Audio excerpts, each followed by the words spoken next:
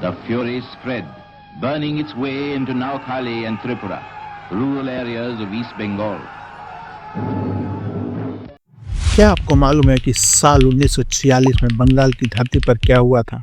एक ऐसा खूनी खेल जिसने इतिहास में अपना नाम दर्ज करा लिया। तारीख थी 16 अगस्त 1946, जब बंगाल की धरती पर इंसानियत का सबसे कड़वा अध्याय लिखा जा रहा था।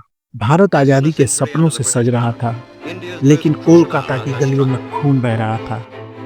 हजारों लाशें, सन्नाटा और आसमान पर मंडराते गिद्ध। यही वह दिन था जिसे इतिहास ने डायरेक्ट एक्शन डे कहा, लेकिन असल में यह था इंसानियत के लिए काला दिन।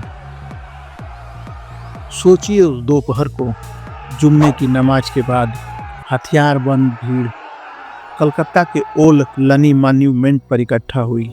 हाथों में तलवारें, बंदूकें और आंखों में सिर्फ नफरत। जिन्ना की बैठक के 18 दिन बाद शुरू हुआ सीधा हमला।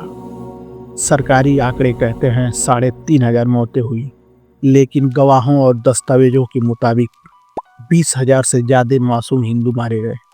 बच्चे, महिलाएं, बुजुर्ग, कोई नहीं बचा। लाशें सड़कों पर पड़ी रही और उन्हें गिद्ध नोचते रहे। जब बंगाल के चटगांव डिवीजन का नोआखाली जिला जल उठा, इसे इतिहास ने नाम दिया नोआखाली दंगे, लेकिन असलियत में यह था नोआखाली नरसंहार। यह हिंसा और भी भयानक थी।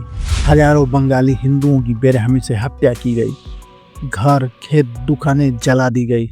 महिलाओं के साथ सामूहिक बलात्कार और अपहरण हुआ और हजारों परिवारों को जबरन इस्लाम कबूल करवाया गया।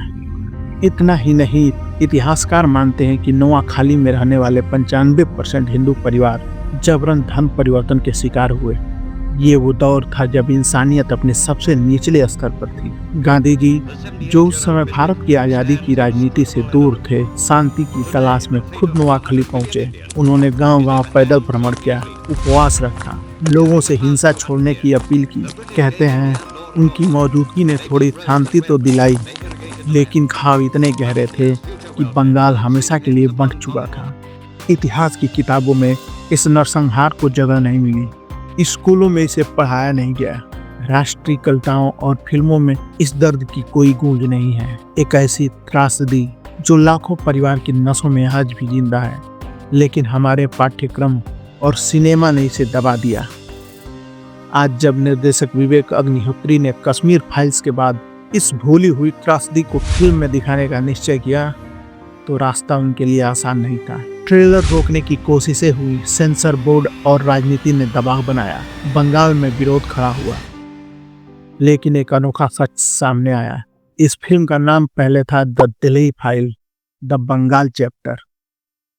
जब सोशल मीडिया पर राय ली गई तो 99% जनता ने नाम बदलने की मांग की, और इस आवाज के बाद फिल्म बनी the Bengal files, right to life.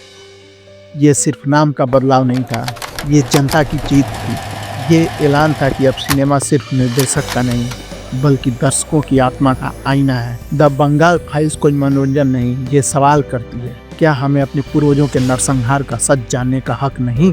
क्या अभिव्यक्ति की आज़ादी केवल राजनीति की गुलाम है? और क्या हम आने वाली पीढ़ियों को ये सच बताने की हिम्मत रखते हैं? बंगाल सिर्फ जमीन नहीं था, यहीं से उठे थे स्वामी विवेकानंद, नेताजी सुभाष चंद्र बोस, रामकृष्ण परमहंस जैसे महापुरुष। और यही वह धरती थी जहां इंसानियत की सबसे काली रातें भी लिखी गई। बरसों दबा रह गया बंगाल का दर्द। अब द बंगाल फाइल्स हर हिंदुस्तानी से एक सवाल करता है, क्या तुम सच से आंखें मिलाने की हिम्मत रखते हो? आज भी बंगाल के जख्म जिंदा है, आज भी सच आवाज मांगता है। सवाल सिर्फ इतिहास का नहीं, हमारी हिम्मत का है।